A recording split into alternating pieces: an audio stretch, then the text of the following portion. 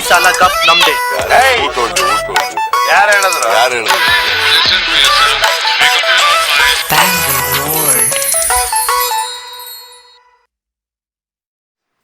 Cheers, Aashish. We have to cheers one more time. Cheers. To start of the conversation. Thank you so much. Thank you for hosting me. Yeah, man. I mean, I'm glad you came. This is quite interesting. Yeah. Something new for me as well. So for me, it's. It's always this whole thing. This is episode number, I think 14 or 15. I'm not sure. What are we? 14, I think. For me, it's been exciting every time. Okay, because it's random, dude. I mean, it's really for me such a random thing to do. Right, and it's been quite an experience that way, but it's even more fun when the person in front of me is somebody I don't know at all. You know what I'm saying? I have no idea who you are, right? I don't know anything about you. Okay? I know you through our common friend Naveen, who somehow told you about me, okay? Told me about you. And randomly both of us have gotten excited. That's the beauty of, right? That's the beauty of this entire thing, this entire setup. I was so excited when he said about this to me, and I was like, I told Naveen very clearly, I haven't done this. I don't think I can manage, but I'll think about it. We'll see, you know. And you reached out. I saw your message. I'm like, okay, now I can't say no. Let me just figure this out. Yeah, because there's nothing to do or not do in this, you know. Exactly. This is just an opportunity for me to get to know people that I would otherwise not have known, because we don't usually sit like this and have a conversation, right? I mean, most of us, you know. Not anymore. I mean, it's different. Unless you really are two very mature people, right? Usually, even among friends, the level of conversation is usually very shallow, right? True. Unless one of the other person is sharing something important, or it's a heavy moment, or which again, sometimes we don't even share our truest thoughts to the closest friends, right? True. Unless we get really drunk and we start crying and hugging and all of that. That's not sharing. That's venting out your emotions. Yeah, you have an outburst. That's not a conversation. It's not a conversation, right?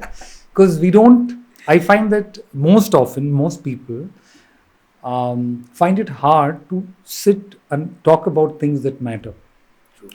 I think sometimes the moment doesn't arrive. You just want to talk about, oh, to kya chal raha hai? How's work? Yaar, garmi bahut hai. You know what I'm saying? We end up talking about the weather. Even among friends. True. We talk about the silliest of things, right? We don't talk about what's really on our minds, you know. Or we argue about things like politics or cricket or sport, which again is quite... it's not a conversation. It's a shallow distraction. It's a distraction, right? Exactly. So through this small show, which has, I think, 20 viewers, I've managed to have actual conversations with people, some of whom I've known for 15 years, but never had a conversation with. Wow. And sometimes people like you, who I have no idea, you know, but at the end of 1 hour, I'll know more about you than a lot of your friends will. True. You know? And if someone I'll not be surprised. And someone have the patience to sit through our conversation, they will know more about you. True.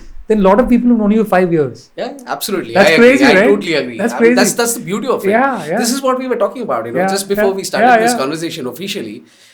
How, you know, we work out of cafes and how we meet people randomly at cafes and random conversations, random connections that happen. Yeah. And I was just telling you how the old Bangalore cafe culture used to be. Correct. And how the new age cafe culture is today. So today it's more like everybody comes to a cafe, they open their laptop, either they're working or pretending to work, but they're in that world. They're not acknowledging your neighbor, they're not acknowledging anybody, right? So people don't really get to have that random conversation and build those random connections. You're saying people have become a little more aloof or a little more cut off? Cut off. I wouldn't say aloof. I would say that there is a lot of apprehension. People are closing a lot. Okay. We might feel with the whole world of social media, smartphones, we're more connected. You know, we know a lot more people. We know what their whereabouts are. But are we really? I mean, there is a lot of apprehension. True. I mean, I did not believe this saying that post 30 you can make friends. Like making friends is very difficult. They say it. I mean, like, you know, if you're 30 years old and above, it is.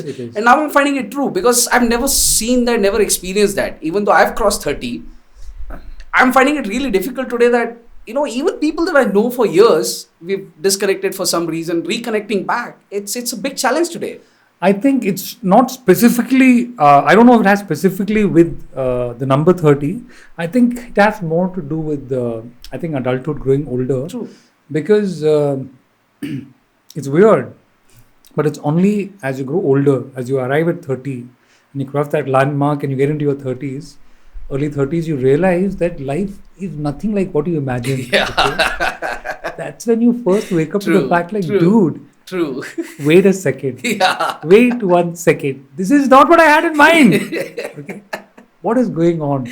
That's true. You get That's it? true. And you try to figure out your life. That's the point where you actually wake up. I mean, this is not true of everybody, but I'm seeing a lot of people. A lot of people, like maybe your experience. How did I'm assuming you didn't cross 30 too long ago, or have you crossed 30? I have. Right? quite some time ago right? now. And what stage of life are you in at right now? Like just from a pure life perspective. Very shaky, I would say. I mean, yeah, I still feel like I'm in my 20s who's still struggling to, put a foot on the ground and just get things sorted. Even though I have my own apprehensions, but I'm ready to keep my apprehensions aside. But today, and I've experienced the same thing with people that, in yesteryears, but today, even if I were to say, have a conversation with a 25-year-old or a 26-year-old, the amount of that closure, I mean the closeness that these guys carry is insane, and you have to be politically so correct. Oh, that is something that that's is changed, like right? so scary. So nobody's yeah. willing to take a chance. Like who will get offended for what? Oh, you're saying it's harder to make random conversation. Okay. Like just random conversation, random, whatever. But isn't that more in office spaces? Isn't that? I think even in casual setups. I mean, I remember going to, say for example, I remember going to a pub alone and walking out, going back to my place with 10 different people. To continue an after party. I can't imagine doing that today. Obviously, that's very interesting times. You know this. I wish. I also know it a little bit, not so much. But still. I get your point. I'm not saying that this was an everyday affair, but when you would do it and you want to do it, it would happen. Right. You didn't have to think so much or worry so much. But does that happen now? See, dude, I don't go out. So I honestly don't think so. As in, what's the vibe like? Wait, let's get down to it. What you're saying is, describe what you're talking about. Are you talking about the vibe of the city, or are you talking about the vibe of the people? Okay, in Bangalore. Not only in Bangalore, I would say generally everywhere. Okay. People are getting. I want to believe that the world is opened up. Right. Like today, geography is just right. Whatever, just we're not limited by space. Distance is no longer a thing. Like people I know, these young kids who have Tinder and they're chatting with someone in Norway, they're matching with someone in England. So there are no borders. Yeah. But again, when you come across somebody face to face, like you are connected on social media or whatever, and you bump into them randomly in a random place, face to face, they refuse to acknowledge. Okay. I wouldn't say this is my experience, but this is generally what I've seen. And when you say people, are you talking about younger people or people in general? In general today. Okay. Mostly it's the younger people, the younger generation. But even my age people, it's like, okay, you know what? I want to know what you're up to, but I don't want to know directly what you're up to. You're saying, I want to be friends, but on Facebook. Yeah, on Twitter, on Facebook, and that's it. Is this? Here's my question to you. Do you think this is really a thing, or is it only with some people? Because when I go to the pubs and all of that, I'll tell you my problem, not problem, my observation, right? I'm not big on partying, never was, but there was a phase when I used to go out and stuff. I think post-pandemic, I haven't really started, but before the pandemic, I used to go out as much as an average person. But I used to notice these people, or these cliques of friends, right? Who are able to go out every weekend and who have Sunday brunches, right? And they know when they go out on certain Wednesdays or Thursdays or Saturdays, they have these planned, schedules of when they'll do what, when they'll socialize. They have social calendars, right? And they do these things, man, where they meet and they're all happy and they're having a good time. I would envy these people. I'd be like, firstly, I don't have a clique like this where I can meet someone again and again every weekend. Okay, I don't have that. Like you don't need to call that person, like Wednesday ko ja rahe. Correct. You don't have to call that person like a week before. Dude, keep yourself free on Wednesday evening. We're going out. Yeah, there, those groups are there. No, so I was not even. See, my thing is, I was not even. When you go out in Bangalore on a Saturday or Friday evening, most of the time, most places are buzzing with people, right? But you are also correct that a lot of people today have social dilemma because they are so connected on social media that they don't know how to connect with people in real life. But if this is more a Western problem, because India में तो I think you can avoid people, no? हो जाता है, India में भी हो जाता है. ऐसा नहीं है कि आप किसी से randomly बात करोगे वो बात नहीं करेगा आपसे. Right. That close atmosphere is still not built up there. Yeah, Western, of course, it's like persistent, but India is getting there. Okay. Unfortunately, it is getting there. Like classic example. You said you work out of a cafe. Yeah. I also do. I mean, I stop for at least an hour in a day. I work or chill or whatever it is, whatever my agenda is, but I'm in the cafe for an hour at least. Right. Like every day, more or less. Right. For example, Naveen that introduced us. Our common friend, yeah. It took me about, say, 6 months to actually have a word with Naveen. Dude, I knew Naveen for 2 years before I spoke to him. Exactly. See, this is what I'm talking about.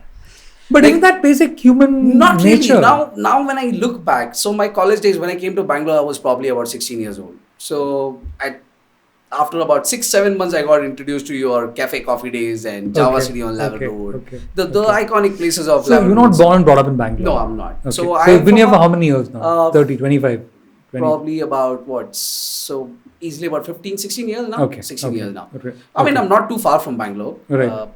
My family still lives in my native. I keep going, they come back, so whatever. Right. But and where is native for you? The town called Arsikere, which is about 180 kilometers from Bangalore. Okay, so you're from Karnataka. From Karnataka. But you're not from Bangalore. Not from Bangalore. Right. Yeah. Okay. But born and brought up, raised in Karnataka. Right. So you know Kannada. Absolutely. So fluently. So you're basically local. You're a local person. Yeah. Except you've been in Bangalore city for 15, 16 years. Yeah, but I've spent my childhood also in Bangalore. Right. Like my Masi lived here, so I've spent my Dasra holidays. And if your native is 180 kilometers from Bangalore, you're from Bangalore. Exactly. Yeah. So there's not that difference. Except when you were a kid, it must have seemed like a big difference. Exactly. It did. So that's what I'm saying. Today, I mean, back then when we would travel by our own car or whatever, it would take us about 4.5-5 hours. Wow. Today we can cover the journey in about hour 45 minutes, 2 hours. Amazing. So that's the difference. I mean, that's development. Then the whole cost of development gets added. I remember the road being cladded with trees, the natural canopy. Today, those trees are gone. Yeah. Big trees, but no trees.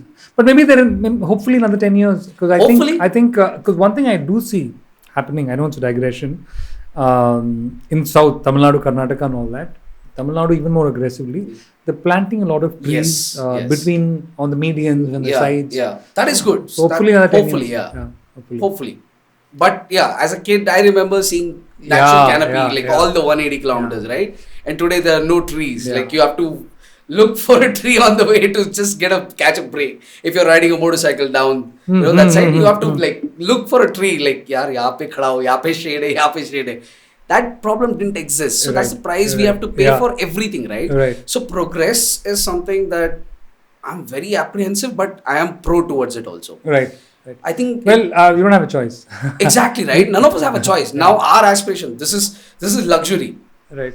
I come from a small town. I grew up in a small town. I studied in a Kannada medium school till 3rd standard. So and then I moved to an English medium school. But you know how an English medium school is in a small town. Yeah. I mean, you speak in English, your friends will say, hey, macha, hey, no, full English. That's a problem when you come from what can I say, lower socio-economic background, in the sense that you're scared to do certain things because you're worried people will think you're being elitist. I wouldn't call it socio-economic. Not always socio-economic. You're not always socio-economic. How would you describe it otherwise? It's that small town, big town. I don't know if there is a word for it. Which is, small town, big town, but it is socio-economic, in a sense. In a sense, socio, morely but it's also the economic factor, because people in smaller towns, in a way, yes. in general, aspire for things that people in big cities think are common. True. And there's also an attitude that comes with that. Absolutely. And I think how small town people hide their insecurity is by looking down, reverse psychology. Yeah. Always, same. The city guys look down upon the town guys and down, hey, city hudugrella, sarilla. So that's one of the problems I had with Chennai, because I'm from Chennai. Okay. In Chennai, man, see, I'm not Shashi Tharoor, okay? Okay. But when I speak English, nobody can be Shashi Tharoor. But when I speak English, I try my best to speak it properly, okay? In Chennai, Peter, right?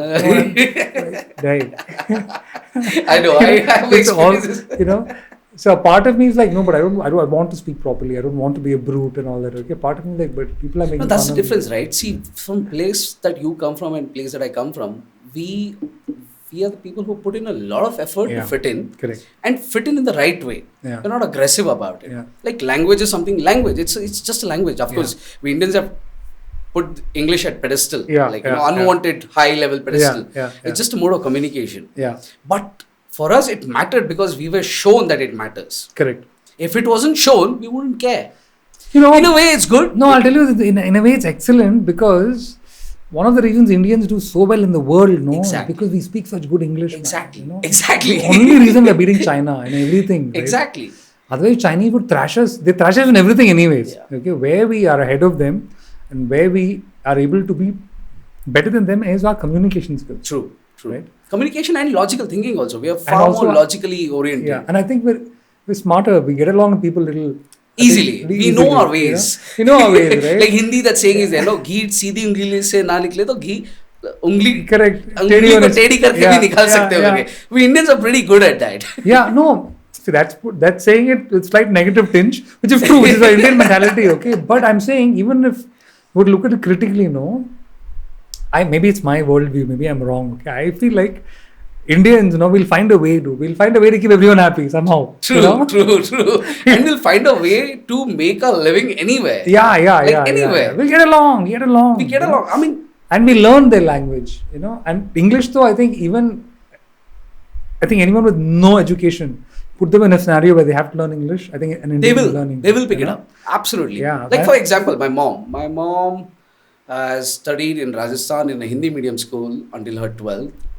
And later she did a little bit of higher studies and whatever, got married to my father who's a doctor. But from Rajasthan, moved down south straight to this small, tiny village where nobody speaks Hindi.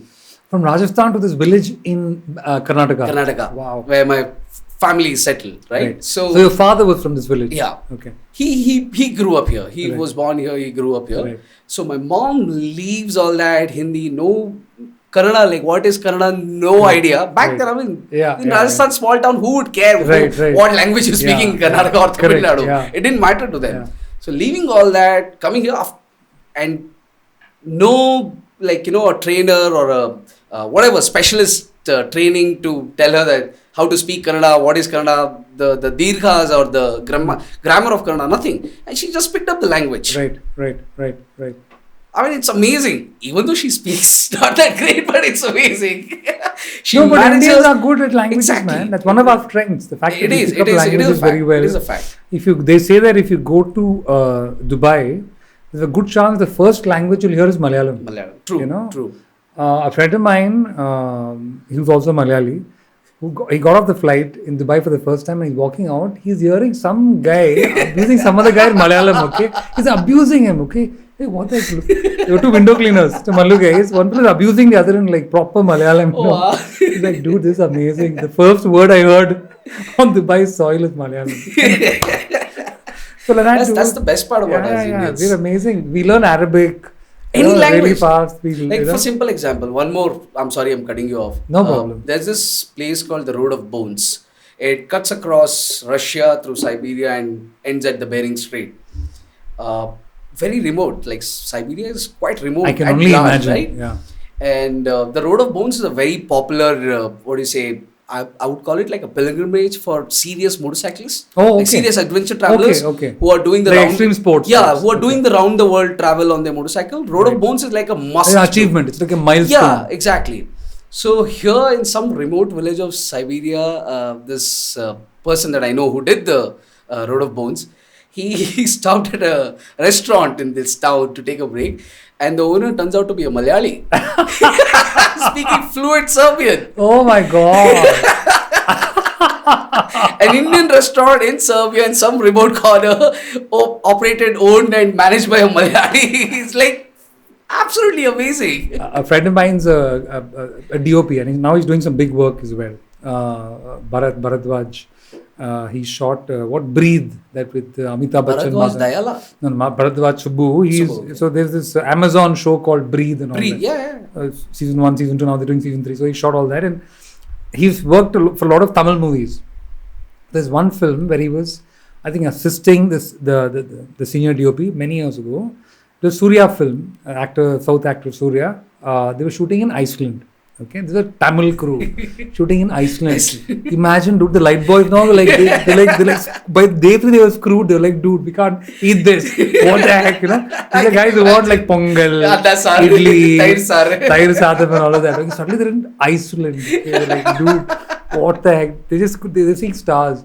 Finally, they found this one Malayali man who ran one Indian restaurant, the only Indian restaurant in that country. Wow. And they were like, he was there, what can I say, ray of hope. He fed that crew, he catered to that crew till they left Iceland. Wow.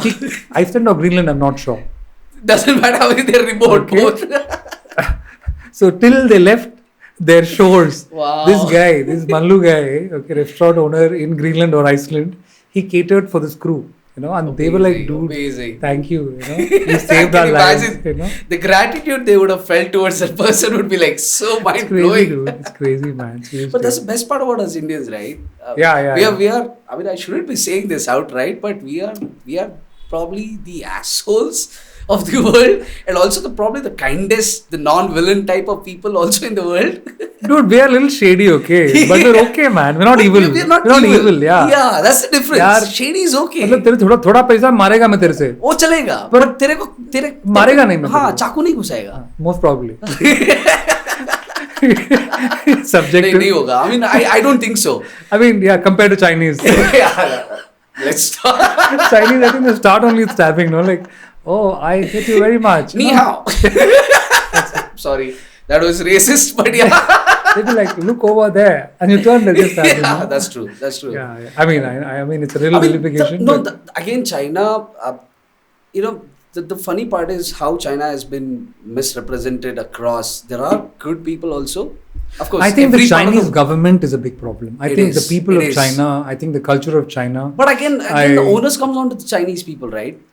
There's no resistance of any sort. See, this is the problem with any country can go through this, and we are lucky that we haven't gone through this, right? Hopefully we don't. It takes a very small group of people, a very small amount of time to capture an entire country and control it for decades. Yeah, true. If the right set of people make the right plan at the right time, they can take over an entire population. Absolutely. 100% right now, Russians don't want this war with Ukraine. Absolutely. I mean, why would? But Putin has the power to decide what the country of Russia does. True. Right? True.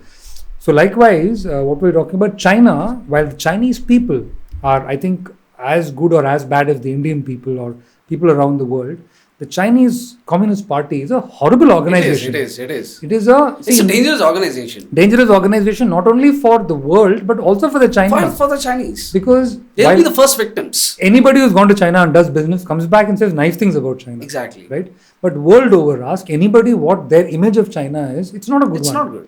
Corona also has not helped, but it's not like before Corona we all thought Chinese were amazing. It's just gotten worse. Right? Unfortunately. It's only made it worse. People have disliked China as a country for many years now, and I think the Chinese Communist Party is responsible. That is also, and also the business ethics also. The biggest problem is the business ethics. Absolutely, they don't care. Because they know that the blanket is there, the safety net is there. Nobody can do anything against them. But that's not their fault. That's the West's problem. They are saying, okay, you do what you want. तुम्हें जो करना है करो मेरे को $10 कम में मिलेगा तो मैं मिलेगा. So China, I don't know how much you can blame them because they are only exploiting their own people. Yeah. The West, because where in their culture you have so-called ethics and moral values, and yet when it comes to capitalism, you're willing to sacrifice those values. That's always been a dilemma. That's dichotomy. See, I feel the West has sold these three. I call them biggest bullshit ever sold to the mankind, the entire humanity. One is the so-called democracy. Well, okay, go on. Sorry. Go on. Debatable. Go on, debatable. Please. But I'll just say why it's please. Democracy, ethics, and moral obligation. You look at the history. You look at the way.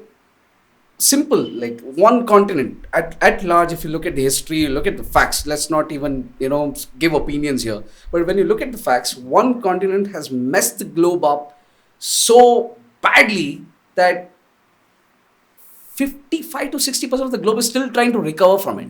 Now I'm talking about Europeans here. Right. They messed us up. They messed the entire humankind. And how do you say that they did? The whole colonization, their greed for more power, more wealth, more this, more that, more consumption, more this, more of that. Basically more of everything. They were never just satisfied. Yeah. That's true. I've always often wondered, like today there is enough land in Europe for everybody who's alive in Europe, right? 500 years ago, there was more land than they could have wanted. Yeah, right? Like you could have given 10 acres to everyone and they still had too much land. They wouldn't know what to do with it. Like, exactly. Kya kare is baki land ka, right? What the fuck were you guys fighting for? I still wonder.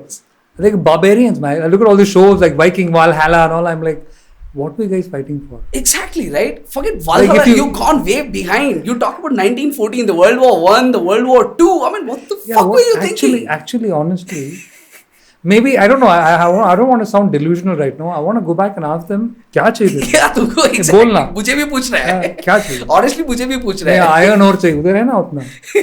Really? But I guess life and the world is not that simple. Exactly. It's always going to be complicated. Human greed is inexplicable. Yeah. See, today you can say that there's too many people and there's too few resources, and that's why we have conflict. No, that's not true. But what happened 1,000 years ago? I think there was enough resources for everyone in the world, maybe 10 times the amount of resources than there were people in the world. Exactly. What about 2,000 years ago, when we didn't even know how much resource, we didn't even need anything. All we needed was food. 2,000 years ago, what did we need? Yeah? I mean, even let's take gold also. Let's take gold also. No? Let's take gold, your diamonds and your rubies or emeralds or whatever you take. There was enough, man. No, but it's perceived value, right? It's only when there is not enough of something that So idiots that lived in parts of the world where there was no gold, they were willing to pay a lot of money to people who were willing to give them the gold. Yeah. So, I don't know. Anyway, I mean, if it's a never-ending stuff. It's crazy, man. I think human greed is. Anyway, let's backtrack. Yeah, let's come back. I think we've spoken about a lot of things. Let's try to find out who you are. What do you do? Who are you?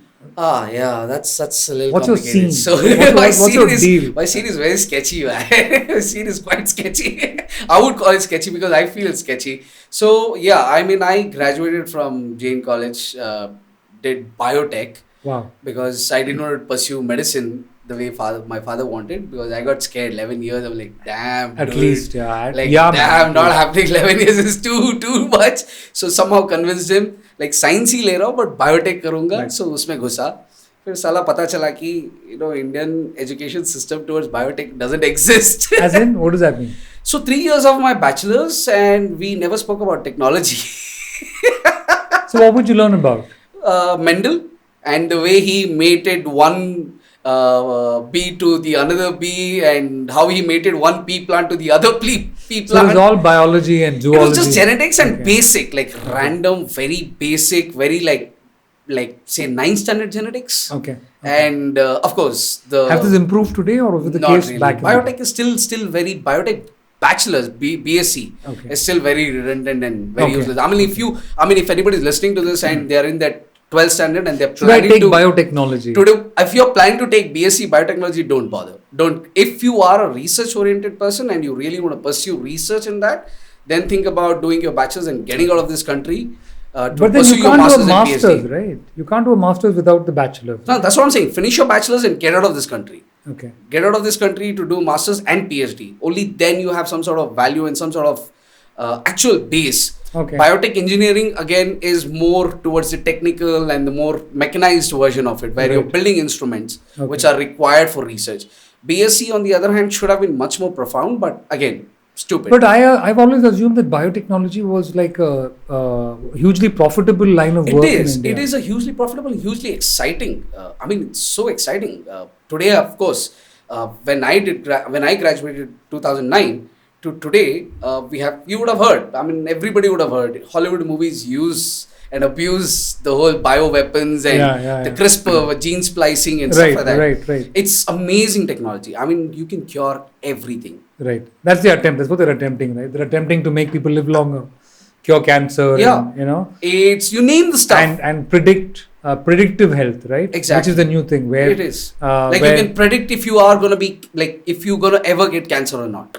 And they can tell you what habits you'll have to cut to avoid cancer, and they can tell you most probably, looking at your genealogy and what your current lifestyle is, when and what kind of cancer you might get. That's crazy. That's the level we've reached, and you can imagine the limits are of course, there's a lot of research which doesn't really come out because these are largely private funded. Right. Because these are funded for profit. For profit. And it has to be. I mean, there's no other way. Otherwise, how would you get the research? Exactly. Because it's an expensive process. Right. It's not cheap. Like gene splicing, CRISPR machine is not cheap. I can't even imagine how. It's not cheap. It's a very expensive process, a very time-consuming process. So yeah, if you're planning to do, you think about research and dedicating your life towards it. This is not your. So what did you do? So I graduated and I got This wasn't what you wanted. No, I wanted this. I mean, I'm a big fan of snakes. Like a massive fan of snakes. Sorry.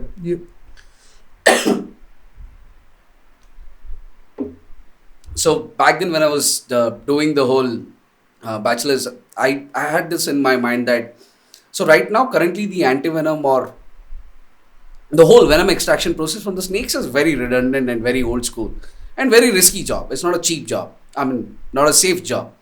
So you go to the field, catch a snake.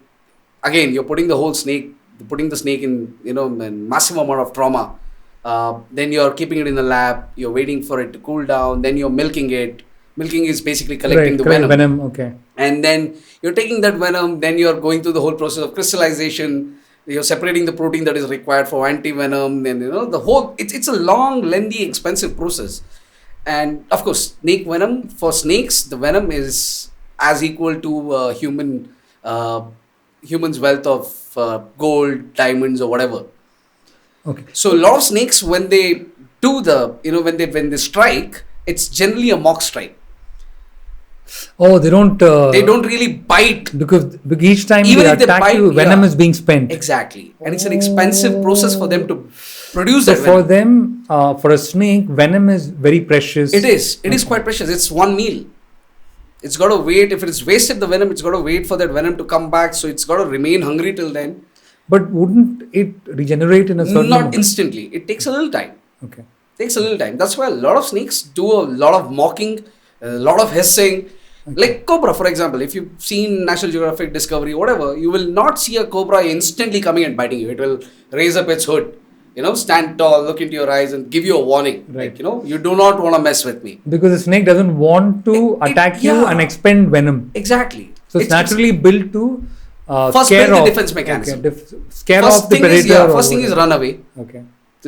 Like humans need to learn this, All the egomaniacs, the megalomaniacs need to learn this. No matter who you are, no matter what kind of backing you have, do not get engaged in unwanted confrontation. Right. It's stupid, man. I mean, even the tiger walks away, man, when it doesn't want to confront unnecessarily because it's energy. It's unwanted wastage of energy. Yeah. So the snake does that, So I wanted to always synthesize the gene that is responsible for production of venom in the snakes. Okay. Like a cobra produces hemotoxin.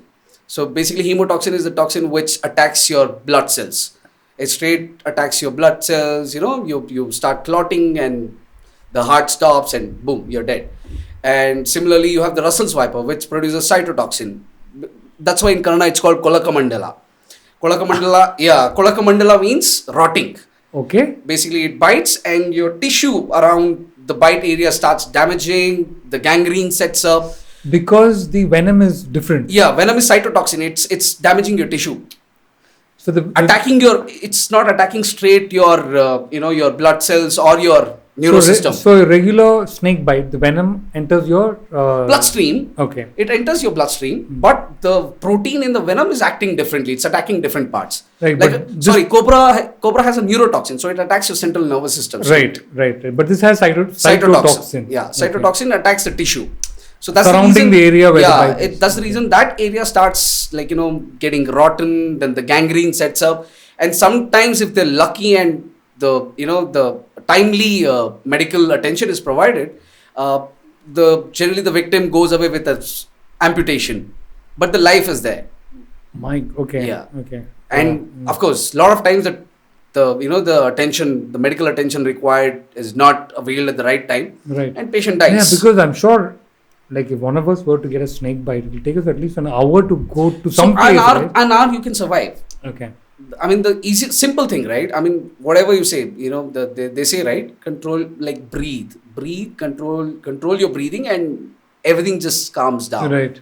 So even with this also, you just need to breathe, not get excited, because the more you are excited, the blood is pumping faster through your body.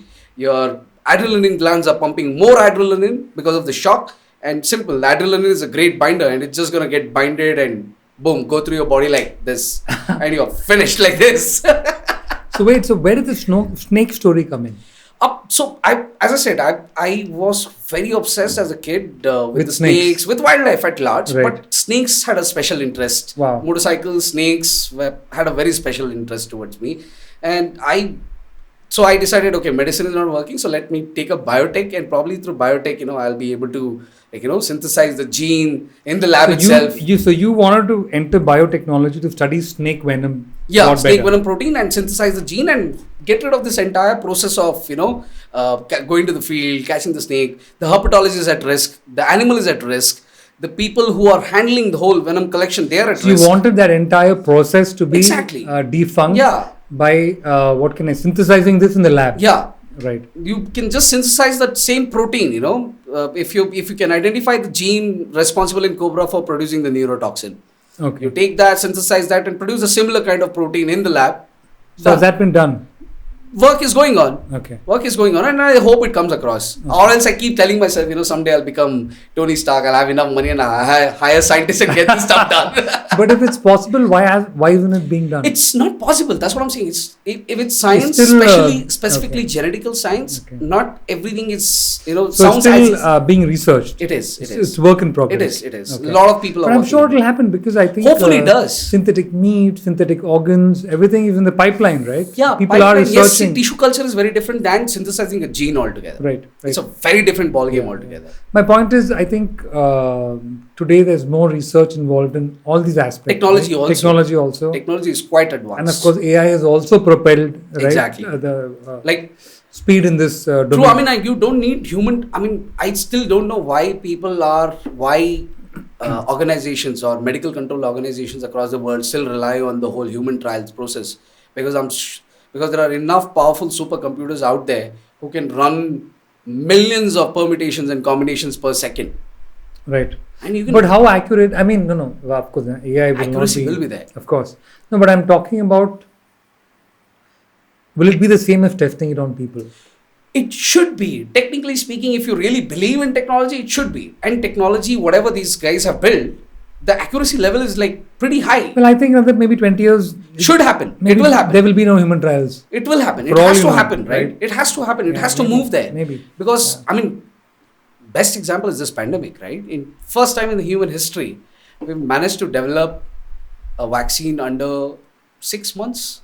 Totally 2 months. 2 years entirely to... Whatever, but 2 months they were able to produce the vaccine, take it to the human trials. 6 months, right? 2 months. The third month itself, the first vaccine was ready. I didn't know that. First vaccine was ready, and they were able to take it to human trials after 6 months, and voila, you're in 2 years you're vaccinated, You're vaccinated, he's vaccinated, and most of us, in most of the people around 2 years. March which is 2020, insane, right? March 2020 was when the pandemic became a global pandemic, right? And today we are in March 2022. In 2 years, we're sitting mask free because we are vaccinated. Correct. Even though we are maintaining also the social distancing. We're strong anyways. I'm telling you, dude. That's true. Actually, I'm telling you, I know the second wave was bad for all of us. It was bad. Okay. But still, a lot of people came out. Given the casualty numbers, I'm telling you, you have to understand the number of people who were seriously ill or unfortunately passed away.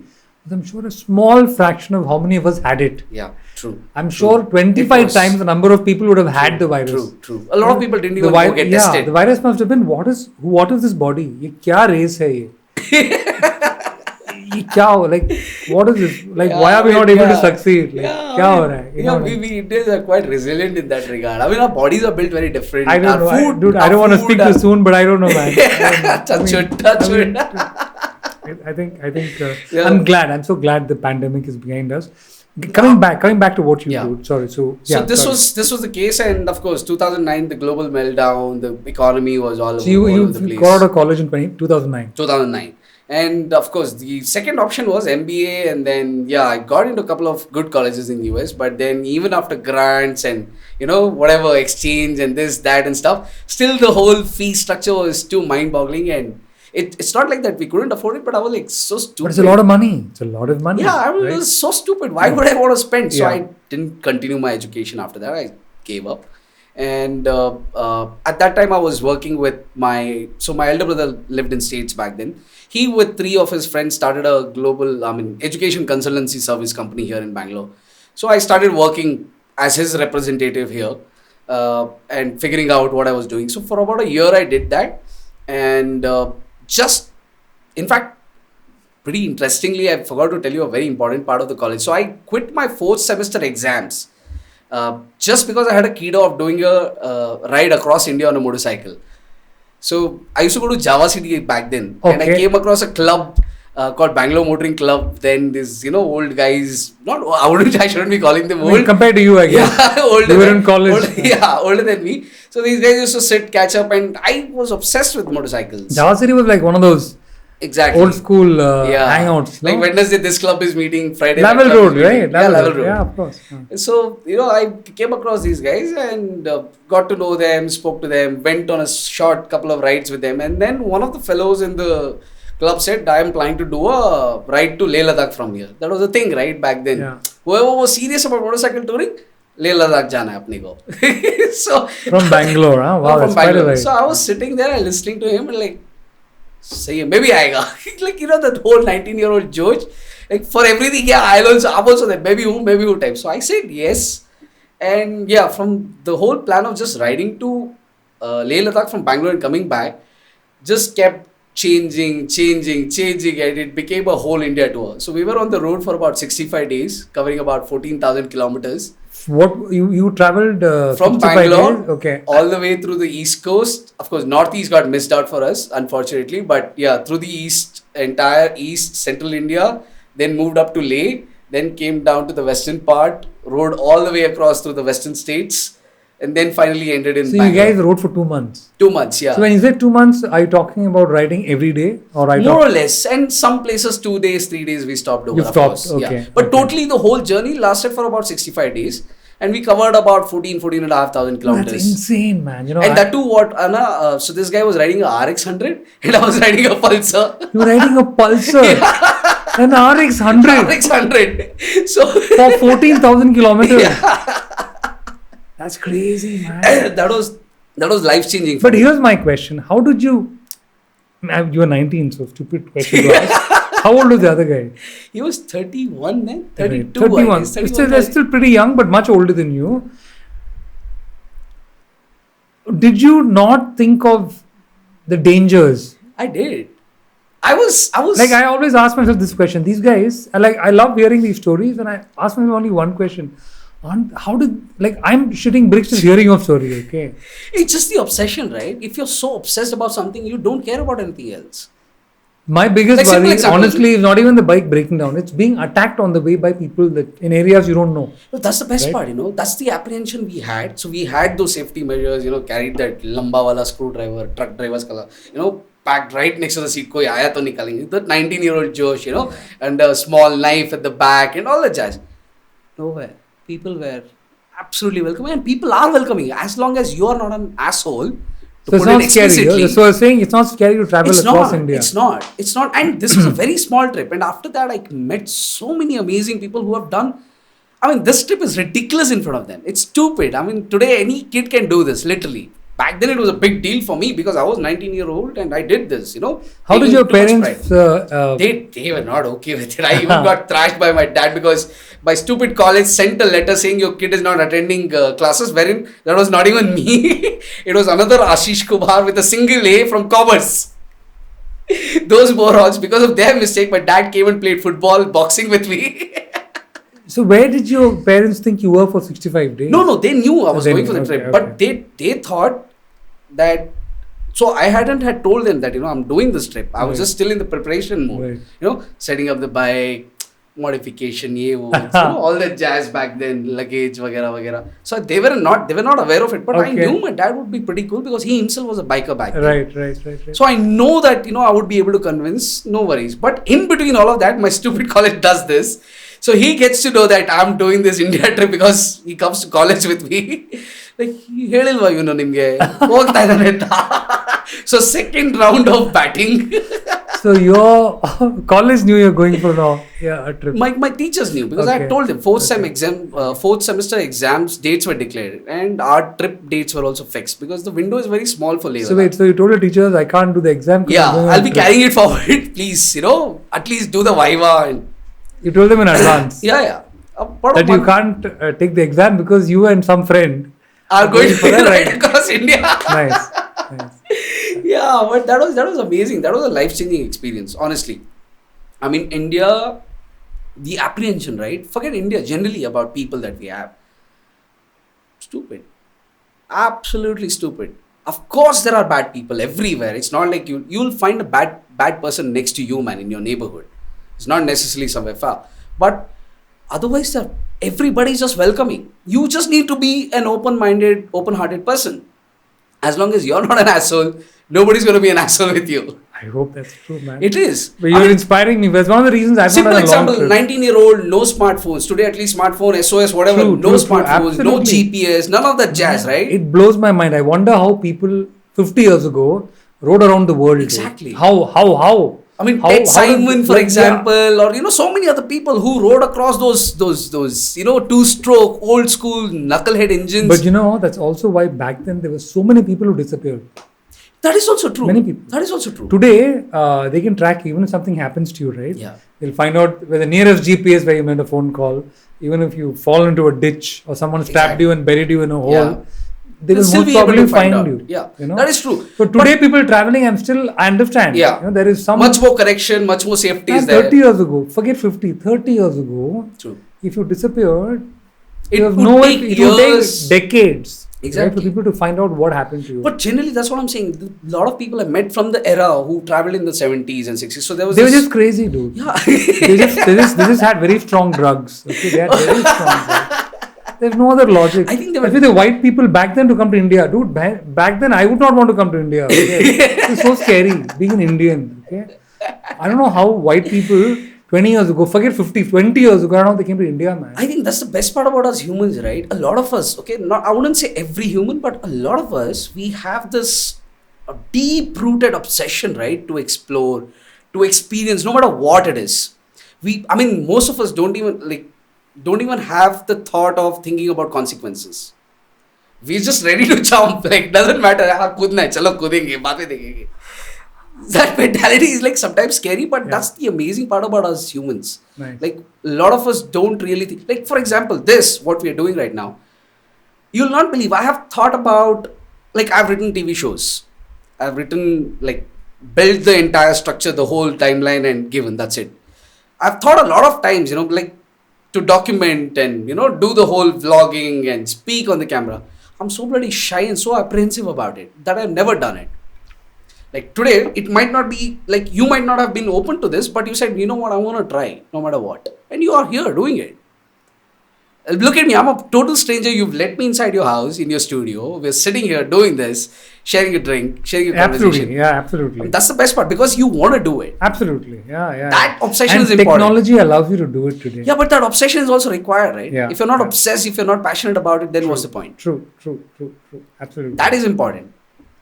Sorry, again coming I digress. Back to it. Yeah. Coming back to what happened. Coming back to you finished the ride. Yeah, we finished the ride, whatever. And my love towards motorcycles and the wildlife grew more and stuff like that. It must have been amazing for a 19-year-old to be able to see 14,000 kilometers of India, man. Yeah, I can't imagine. Amazing. I think it would be amazing for me today at my age. But for a 19-year-old, it would have been... As I said, it was a life-changing event. It's simple as that. I wouldn't want to explain it in any other way. It was an absolute life-changing event. It did good, bad, ugly, whatever to me. It doesn't matter, but it was a life-changing event. As simple as that. It just got me obsessed with the idea of the road, being on the road, motorcycles, travel, whatever, the wildlife, the nature, everything. I just got, the obsession just got deep rooted. Right. It was there, but it just got permanently stuck. Right. Whether it did good to me or not, it doesn't matter. I don't care.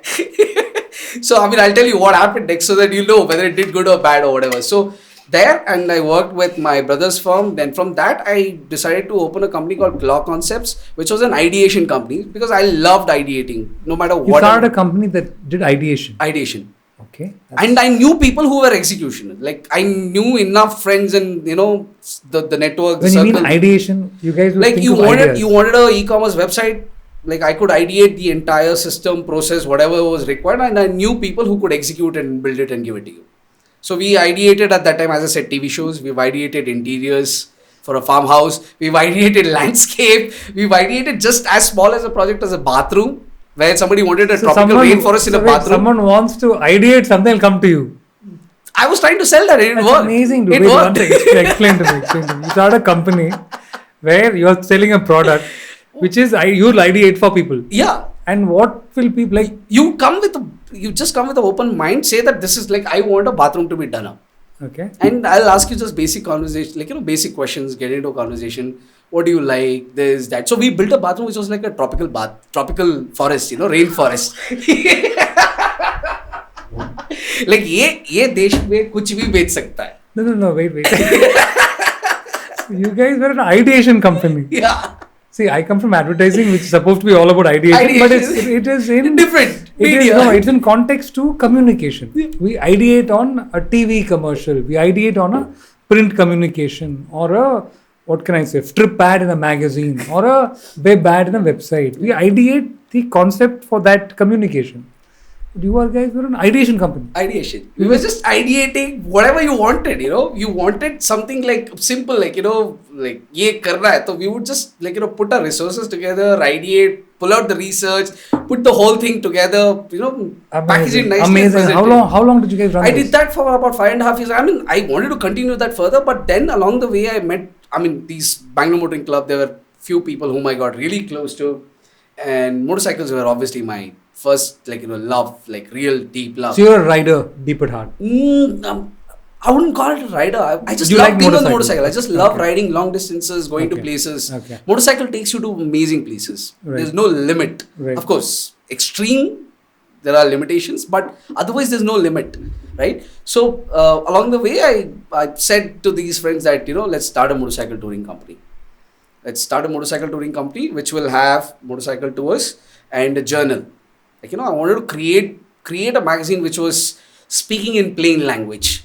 All the other magazines for motorcycles back then were very technical. Like Bike India would speak about the number of the number of cylinders the bike had, the engine cc, the horsepower, all that jazz. Right. I wanted to bring in a very fresh perspective where we're asking a layman to give an opinion, like write a piece about what they felt about, say, Bajaj Pulsar back then.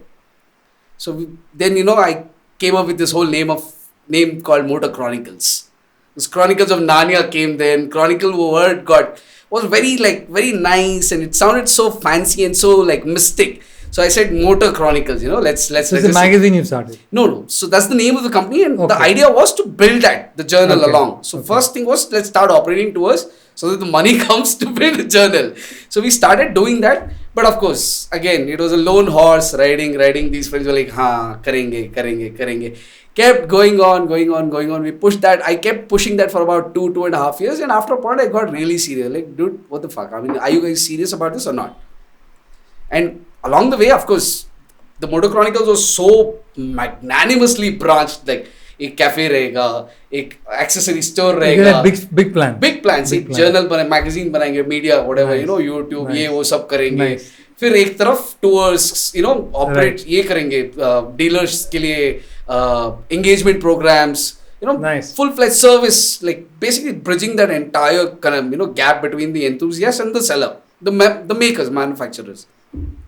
We started 2.5 years, nothing, like small 2-3 rides here and there. But the company was alive and we were still like, Motor Chronicles karenge.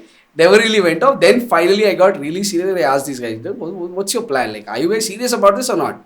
Said, no, we are serious. So, ठीक है. तो फिर this one friend said, no, I think we'll store rights तो करते रहेंगे. We'll open a store and a cafe.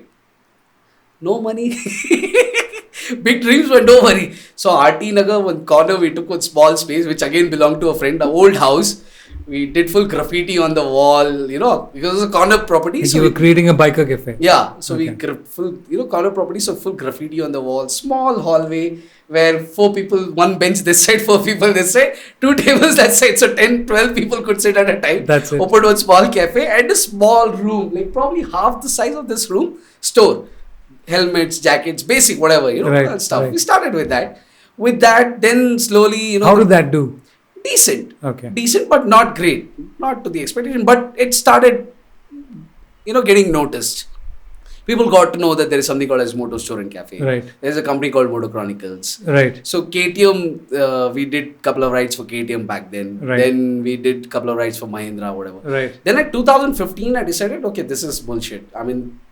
This is not serious stuff. Right. This is like, bacche kar rahe. Right. Let's do something very serious. Either, you're on or no. Right. No, we are on. Again, I put my money down. I arranged, begged, borrowed from here, there and stuff. And also we opened the first, proper, I would say, that was the, legit, proper motor, biker cafe and a store. I've been, it's in the corner. There was an orange color scooter hanging on the first floor. Was it in the corner? It's in that. In RT Nagar you're talking about? No, I'm talking about Alsur. Alsur, no, not in the corner. That is the different place which has a museum upstairs. Correct. That was a different place. Oh, okay. I've been to that place. This is near the Madras Paper. This used to be near the Madras Paper's gate. Oh, yes. I've been there. Yes, I've been there. Of course, I've been there. It's on the left side. Yeah. Yeah, I've been there. Orange color scooter hanging, Vespa hanging on the first floor. That's the place. And you get jackets and you get merchandise. The whole accessory. I've been there. Accessory and the cafe along. Right? I remember now. Yeah. So that got serious. We put real good money down to it and slogging. And there was real riding gear available. Proper. Proper. I could equip you for a 2-day tour to a 2-year trip. And I've been to your store. Yeah. Thank you. Not anymore, Mike, but yeah, thank you. Like that. Just before the pandemic, I think. And then I don't know. I quit before that. So it grew. Again, money was mine. Company was mine. I was the largest stakeholder. I was slogging my ass. I was literally slogging my ass. For a year and a half, I think I've worked from 8 a.m. to 11 p.m. every single day. Forget Sundays. I didn't remember. Right. So after about 8 months, we decided, okay, Monday ko chutti lenge. So Monday we started finally shutting. Right. So Monday was the only break. Otherwise, all the other 6 days of the week, working from 8 a.m. to 11 p.m. every single day. I worked as a waiter, as a half chef, cleaner, store salesman, everything, whatever. Putting my heart, soul, blood, sweat, everything into it. Cafe is a tough business. It is. And did good, did fantastic, in fact. Brilliant. The turnover to the first year that we operated to the second year we operated, we saw a jump of about 10x. Wow. So it was a profitable cafe. Proper profitable. And we didn't need to spend money on marketing anymore. Right. The community knew, every single biker out there knew that there is this place existing in Alsur. Because we did a lot of activities. I loved hosting people. Same thing. These travelers, I would get them on a Friday evening to come speak about their experience, put up a projector. So we had set up a projector for that reason alone. Right. So all this stuff, So it was pretty Building good. a community of bikers. Yeah, it was pretty good. Right. And then friends got greedy. They lost their path or whatever. And I had to forcefully retire myself from out of it. Right. That took a toll. So that was in 2017, end of 2017, December. Right. And I had to enter into a legal battle, the whole shebang, the arbitration. I think the arbitration clause saved me practically. Otherwise, what's an arbitration clause? So arbitration clause is something that allows you to take your disputes as in a business to an arbitration court rather than a high court or a district court or whatever. So arbitration courts are different. The process is pretty quick. Okay. So things happen fast. You don't have to wait 4 years or 5 years for exactly. Generally, the matter settles in 2 to 3 months or maximum 6 months. That's not bad. But again, there's a catch. So the arbitration, then you have to take that award, the decree, and take it to the district court to get it executed. That's a long process again. There you can appeal again. It's still the same stuff.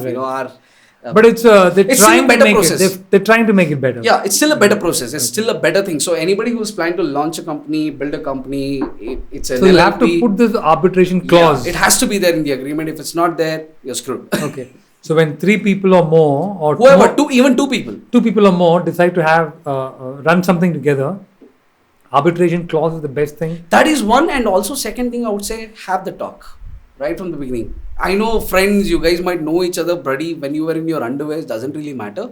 No, money changes people's mind. Yeah, it doesn't matter. Simple. Money, who's going to do what, who's going to bring what on the table, have it, everything defined on the, I know it's uncomfortable, doesn't matter, get uncomfortable. Yeah, because money can change people it does. Tremendously and rapidly, right? It does. I think money affects people when there's not enough business coming in, but I think it affects people even more when there's a lot of money coming in, right? A lot of money coming in, a lot of attention coming in. Correct. And you're not part of it. And you're not the center of it. Yeah, and unless there's a clear discussion, everybody feels they have a bigger stake in the pie, right? That's where the problem arises. Right.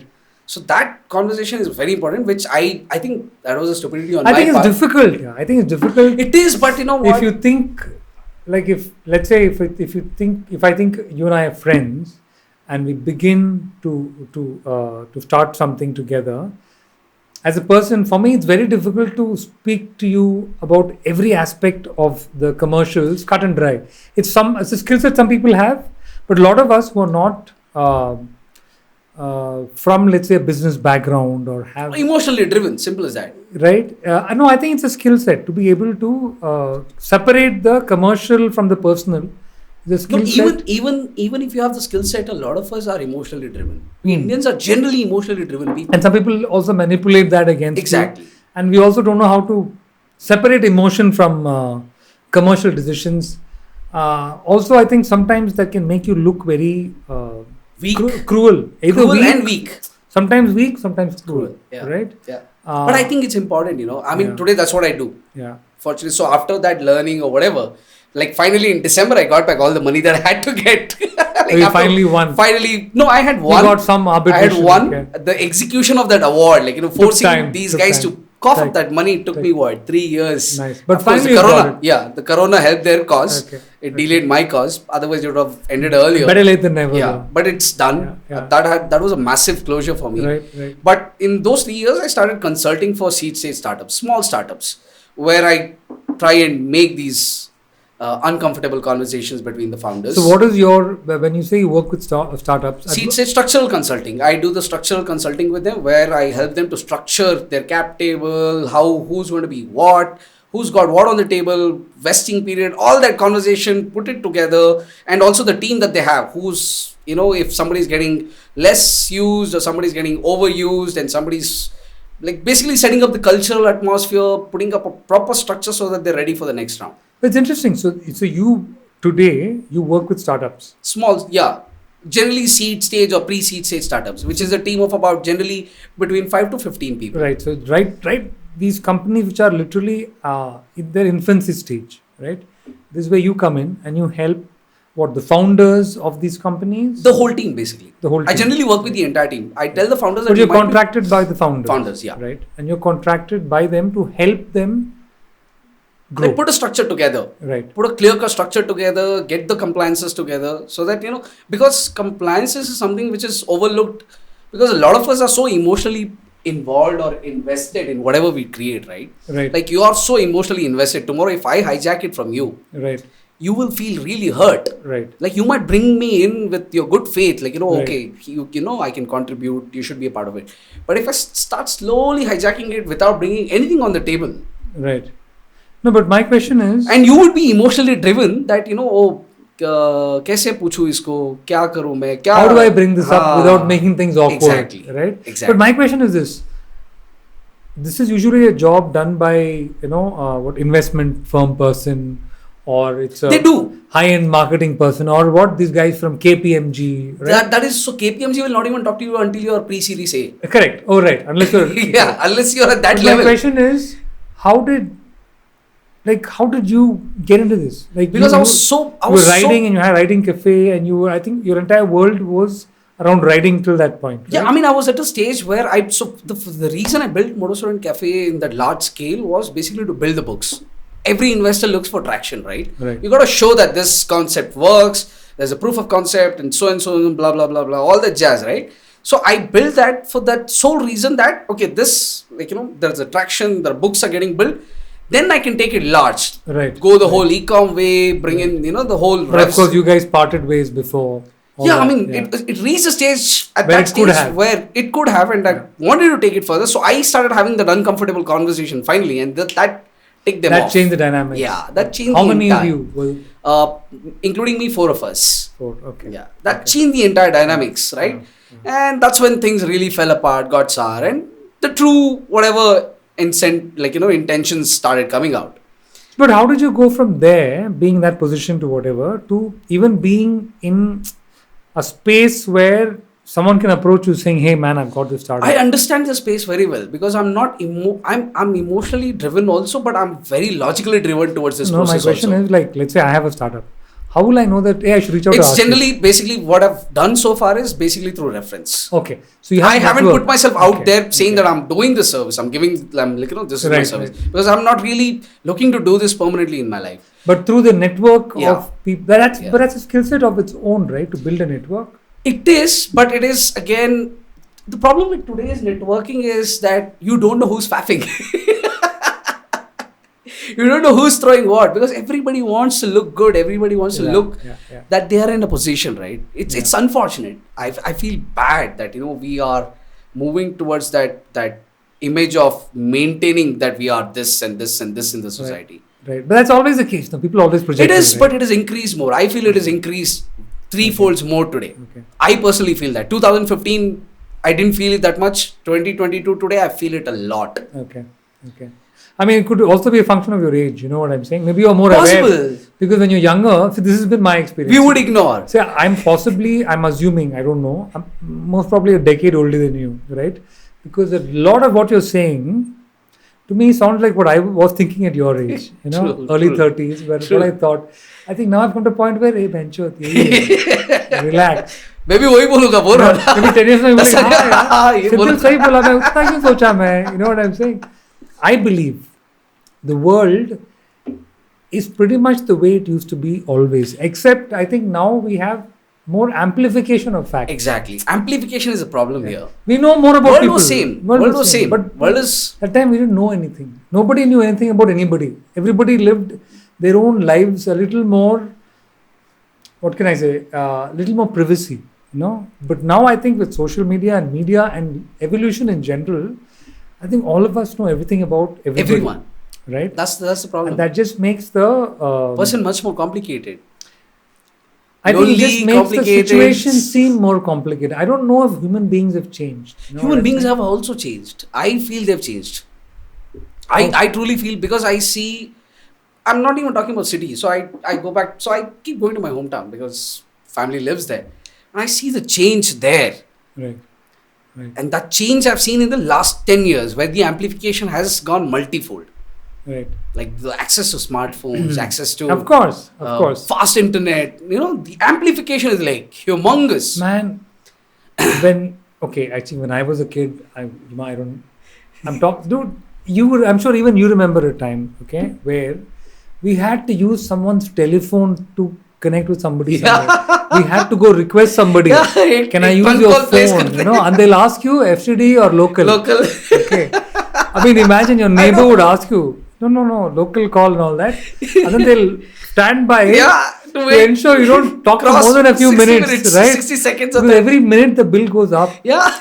I mean, you and me both come from an era where we paid for incoming calls. Right? Yeah. Okay. We are both 10 years, I'm assuming around 10 years apart. Still, though you're young, and I'm not as young, but youngish. Okay? Come on. They come from an era where once upon a time, we paid for incoming calls on a mobile phone. For an incoming call. Someone called you, had to pay for receiving that call. That's why I never received any call. I had to cut it. There was a time where, cut it, go to the closest STD booth. Yeah. There was a time where shops would have, messages as part of the whatever, they'll have their telephone number. And they'll have a missed call number. Yeah. If you give them a missed call, they will call you to the service. Yeah, I know. They would advertise on TV saying, please give missed call too. Because that encouraged people to give. Because if I call you, it's going to cost me money. I'm going to spend 8 rupees. नहीं यार आप miss call दे दो हम call करेंगे आपको सिर्फ 3 रुपए खर्च करने पड़ेंगे उसके लिए. This was 20 years ago, man. Yeah. Not even 20 years ago. Not even 20, 15, 16 years ago. 2004, 2005. 20 years ago. No, incoming. Wait, 2000. Incoming 20 years ago. 20 No, years. Spice was when? When was Spice? So Spice Telecom. Incoming, I think. 2001 तक था. I'll tell you. As far as 20 years ago, 2001, 2002 तक था, correct. I remember the first ad that was done by Hutch. Okay, it was the shot of a horse, ear of a horse. We need to stop talking about this right now. The people who are listening to us will feel that we bloody dinosaur era. Dude, I still remember the communication. It was the shot of a horse's ear. Okay, and it said free incoming. Hutch was the first. Had Hutch, correct? They were not Spice orange. was the first. They were not orange anymore. They were. It was Hutch. Spice were the first guys to introduce free incoming calls. So I think Karnataka it was Spice. Spice and Tamil Nadu. I was in Hutch. Tamil Nadu at the time. It was Hutch. Possible, yeah. That was the first time that incoming was free. I know. And it was revolutionary. It was exactly. Revolutionary. That I could remember now. this. So people would call you from a landline. I remember this. It was free incoming. I remember this. Yeah. This was. So my point is, the world has changed so much. Exactly. And that amplification has happened in the last 10, 15 years. Yeah.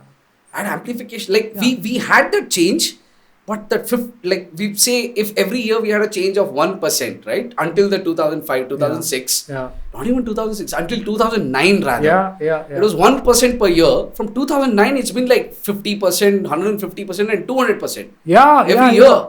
Dude, things... I hear kids today selling NFT for whatever, but for $20,000, $30,000, like stupid. 2 years ago, what was NFT? I heard someone speak to me about the NFT end of 2020 during the pandemic lockdown. Someone was talking about it. Not just you. I'm saying I got a phone call. Someone saying some NFT, and I was like, what shit? I mean, there's enough stress. Kya hai? Today, NFTs are legit. Yeah. They're big. There is fundraise industry. As we speak, today somebody's made $1 million with an NFT. I mean, you can sell this as an NFT. Correct. That's the amazing part about it. I mean, if this show becomes something 5 years from now, this particular episode, or let's say you or I, one of us, if I become famous, all the episodes. Okay. But let's say you become famous. Smart contract mein 20% royalty laga dena yaar. I'm saying let's say that you become someone really famous, then this episode becomes NFT. Exactly. Right? That's the beauty of it. Yeah. But again, that's all I see and understand about crazy. cryptocurrency. Everything else is a faff. Yeah. But NFT is amazing. NFT is phenomenal. But that's what I'm saying, the amplification. Yeah. It's just maddening. I mean, you have to be so constantly on the move to catch up, to remain relevant. So in this space, how did you become a sort of guru of startup guys? Not guru. Not a guru, what a mentor. Okay. What do you describe yourself? What do you describe yourself as? I describe myself as someone who's gone through it. Simple as that. No, what is your official position? Structural consultant for you. You're a structural consultant. Yeah. Right. I come in, I hammer out the entire, and you have a roster of clients who you guide in structural changes as they grow. For their firm, yeah. Just set that up. I generally work with them for 3 to 6 months. Right. And then help get them out. set up. Yeah. So your role is to, it's like an architect of sorts, where you go in there, help them set up processes and systems and come out. Get out, yeah. When you're obsolete. I don't want to be around. So your job is to be there till you become obsolete. Yeah. Right? Till you have got your stuff sorted, you've got everything, every ugly chink from the armor removed. What's your interest? Like why are you interested? Is it just purely human interest? Is it commercial interest? Both. I mean, money is good, of course, but it's more like I love ideas. I'm obsessed with ideas. You had a company that was into ideas. Exactly. Dude, I can't believe that you ran an ideation company. Yeah. I'm obsessed with ideas. If somebody comes up and says, "Ke ye mera startup hai," I don't take them lightly anymore. I don't see them. But how do they have the money to pay you when they don't have money? No, seed stage, right? These guys have already raised that money. Right. Okay. They've already raised that. They already have a prototype. Who've got the first round of funding. Exactly. Okay. And they've already have the traction built. Now the whole ugly scene comes like co-founder kone hai. So now is the point where you go from CEO kone hai, uska from 2 to 5. Exactly. Where all the problems happen. Exactly. Right? Vesting period रहना चाहिए, नहीं रहना चाहिए. अगर vesting रहेगा तो किसका कितना vesting रहेगा, कितने time के लिए रहेगा. All that is important. I mean, it's not something very comfortable and clean, but it is a must. Bottom line. So you're the guy who comes in and gets all the awkward put them on the table and say Yeah. This is what I've analyzed. Like let's say I had to discuss something with him that is awkward, I get you. Because you make it less awkward for both of us. Yeah. Like that. Yeah. Like that. Interesting. The first thing I do is I come in, I take up whatever, I understand where your company is in terms of the papers and everything.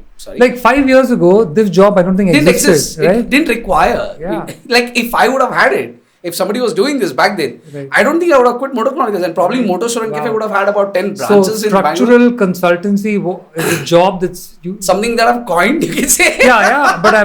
But it's what I'm sure there are more people like you doing this. Absolutely. Probably they coin it in a different way. And it's about 4-5 years old. Yeah. Interesting, in the last 4-5 years is what you've seen the actual boom of startups, right? Like 5 years ago when you spoke about startups, like they would laugh at you. No, like nobody. No, not in Bangalore. Oh, in Bangalore also, like the amount of money. Simple example. Let's talk numbers, okay? Simple example. In 2015, venture capital money was say 1 rupee in the ecosystem. Today, that same thing is about 1,000 rupees. What? That's the amount of money flowing. In 2015, 1 rupee of VC money. In 2022, you're seeing 1,000 rupee of VC money. What flowing. Was 1 rupee in 2015? It's 1,000 rupees flowing. So you're saying if there was 100 crores. Okay, so sorry. If there were 1,000 crores in the market in 2015 for startups, today it's almost about a lakh crore. A million crores. Almost a lakh crore. No, 10 lakh crores. If you're into 1,000. 10 lakh, yeah. So what was 1 crore, 1,000 crores is now 10 lakh crores. Yeah, that's the amount of money flowing in. Wow. Okay. The amount of startups getting funded, the fund process, the investment process has become so streamlined, smooth. Everybody have got their SOPs. I mean, all the VCs have got their SOPs. Like, you send your pitch in this format. And the vetting process is insane. Like some of the companies that I know, VCs, receive close to about 100 pitches every day. Every day. Imagine vetting through 100 pitches every single day. Imagine. But do they actually vet through the 100 pitches? They vet through everyone. Of course. I shouldn't be saying this. It's a little ugly. Some of these guys have a very blind approach towards this. They see the title, they're like, next. So, of course, it happens anywhere where there's too much demand. Happens, but unfortunately, what they don't realize is that not every founder is a Shakespeare, not every founder is a Picasso, not every founder is a Einstein. He will or she will know what they're doing. Probably they're not able to put it in the right format. The so-called beautified presentation, beautified this, beautified but then but the problem is if the presentation becomes the ultimate deciding thing. Unfortunately, it is. Yeah, then Unfortunately, it is. That's what I'm saying. These guys openly say that also. But then if I'm if a founder can't sell it to me, what's the point? What will he sell it to others? Correct. No, that's bullshit. No, but then on what basis do I give you my money? How many of us knew Wembu? Zoho founder. Right. How many of us knew? Right. No, but I'm sure he must be a dynamic guy. He's a very quiet, low profile, minding his own business, just getting stuff done kind of guy. Right. I mean, there are people like that. I mean, of course, Bill Gates is not the guy who's going flamboyant. He's not a flamboyant person. Yeah, but then he had a product that was... Exactly, right? And of course, he was in a different place in a different era. Of course. Right? But I'm saying, that's what I'm saying. If everybody starts weighing in, a founder has to be flamboyant, a founder has to be this and that and everything. No. That's where things are a little wrong and murky with the Indian ecosystem, startup ecosystem, unfortunately. That's why you see about 98% going bust. Unfortunately. Flamboyancy doesn't make a business. You're talking about the startups or... Startups. Okay. Startups. Just a founder being flamboyant doesn't mean that the business is going to be successful. You're saying most startups don't... what's 95%, 96% get bust in the first year. That's a scientifically proven fact. Okay. Even if they've raised money... I mean, I know companies who have raised Series A and in under 18 months have gone bust. Right. Series A who've raised about 5 crores, 10 crores gone bust overnight. So when do you decide a company is not going to go bust? I don't get involved in it. If I love the idea and I feel that there is there is potential, I jump in and if they ask me, of course, I join as a consultant and help them structure it out, beat it out, clean up the entire... See, I'm a very grassroots guy. People who, whatever, they might have a degree from IIM, IIT, whatever, but if you don't know what the hell Indian rural works like, then you don't know nothing. Right. Indian ecosystem, Indian market is a very different market altogether. Of course. तुमने IIM में, तुम्हारे Kellogg's में, Harvard में, Stanford में, जो भी पढ़ा होगा, जो भी देखा होगा. Right. But इधर वो नहीं चलेगा. Simple है. But without an MBA from IIM, how do you think I don't know. I'm Does not your saying I writing know have to everything. do anything? Wait, no, but at some level, see, you keep talking about, the grassroots. What gives you this grassroots knowledge, you think? Because I've been around it for a long time. I've spent so much time in that zone. So much time. So my family is a very large family. Like at one point in time, we were 79 people under one roof. 79 Nine people under one roof. You were a joint family Yeah. of 79 people. Yeah. And it's still a joint family, but of course, we kids have moved here and there, Right. But at one time, like that's the At one largest. time. Like, no, all of you live under the same roof. Same roof, under the same roof. 79 people of yeah. one family. Yeah. Like my grandfather's younger brother, his family and my grandfather's family, all of us living So together. these two branches of family, Yeah, so 79 of you lived in one house. One house, yeah. That's amazing. Like everything was a compromise, everything was a struggle, it was brilliant. I mean, I miss those days. Like even today, whatever families have gone apart here and there, but I still tell I tell my cousins, so when we talk about cousins, when I talk about cousins, I'm talking about the guy cousins in the house, because of course the daughters have got married and moved out and whatever, right? So we are 7 of us. So I keep telling the elders, like my elder cousins, like पुराना घर तो कुछ ना कुछ करके restore करेंगे. We still have the old house. Right, Of course, we've right. all moved into the new house or whatever. But that old house is still there. It still belongs to us. We're like, जैसे मौका मिलेगा उसको restore करेंगे. कुछ ना कुछ हो, साल में 1 हफ्ता उधर बिताएंगे. Because you guys have memories attached to that Absolutely, house. right? I mean, we grew up in an India where power would go at 6 p.m., wouldn't come back at 10 p.m. or would not come back at all. I don't know how we survived, man. Like we survived brilliantly, right? Survived. The social fabric was so stronger. Like you knew everybody in your neighborhood.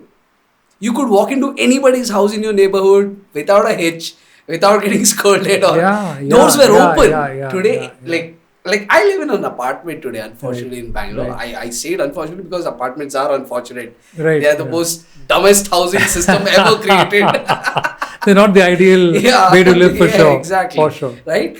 So, I mean, I could walk into anybody's house. Yeah, but that's also, isn't that a function of familiarity? In the sense, in your hometown, I'm sure all the families knew each other. Right, but right? in an apartment, but in an apartment complex, case. You don't know your neighbor. But that should be the case, right? You're living in a much more closer proximity. Here, I'm talking about still walking 10 yards to go to the neighbor's house. No, but here I don't even have to take. Here it's two people who've come from two separate places. Yeah, but there it's both of you are probably born and brought up of that soil. You know what I'm saying? Yeah, I get it. I get it. So I think that's the reason why we are not able to bond as well as the people that we could bond with when we were younger. Because I think when we were younger, because we were under the dominion of our parents, I think we were in circles that were closer.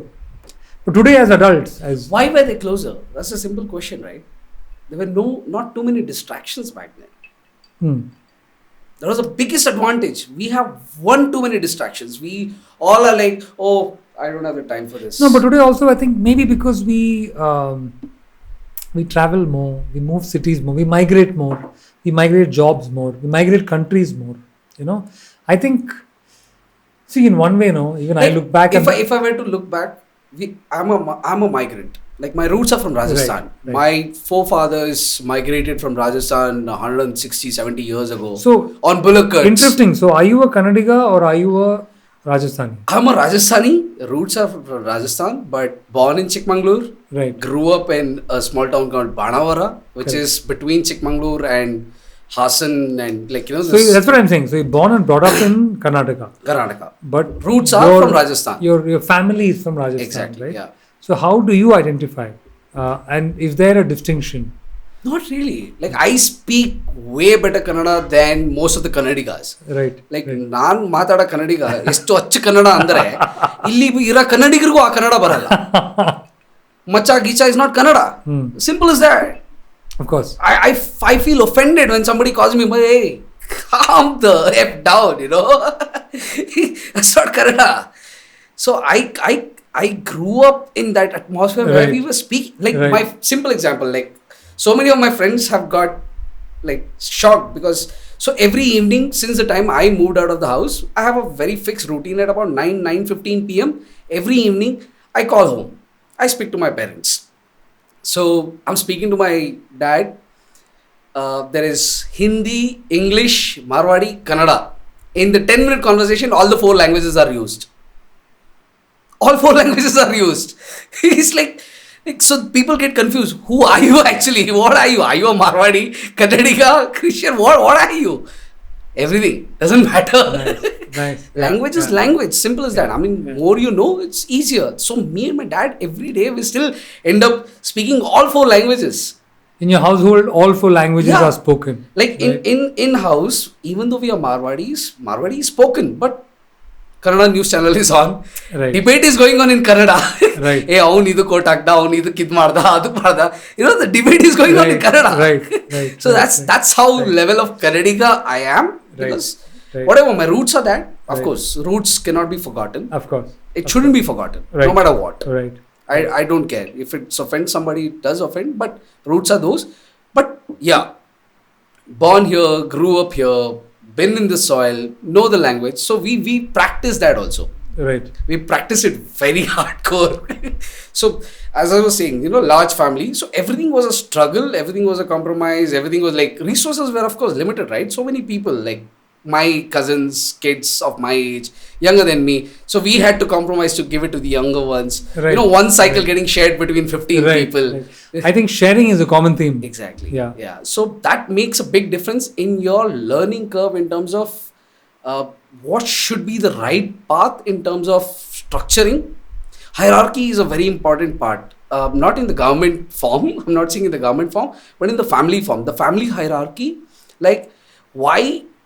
Simple reason, right? Why Indian families emphasize that you should speak to your elders with respect. You know, keep your eyes down, keep your shoulders relaxed, not in an aggressive stance. There's a reason for that. It's just basically keeping you humble.